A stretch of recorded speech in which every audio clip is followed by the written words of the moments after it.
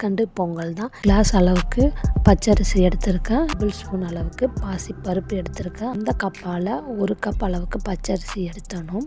அதே கப்பால் நான் 4 கப் அளவுக்கு தண்ணி ஆட் பண்ணிக்கிறேன். பாருங்கள், தண்ணி நல்லா கொதிச்சிட்ருக்கு. இந்த ஸ்டேஜில் நம்ம எடுத்து வச்சுருக்க பாசி பருப்பும் பச்சரிசியையும் ஆட் பண்ணிக்கலாம்.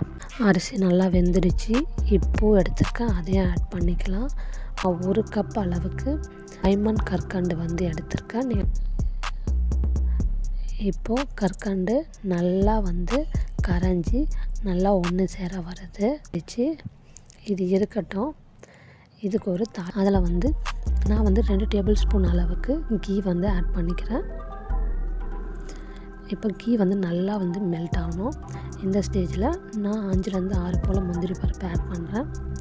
முந்திரி பருப்பு நல்லா ரோஸ்ட் ஆகணும். ரோஸ்ட் ஆனதுக்கப்புறமா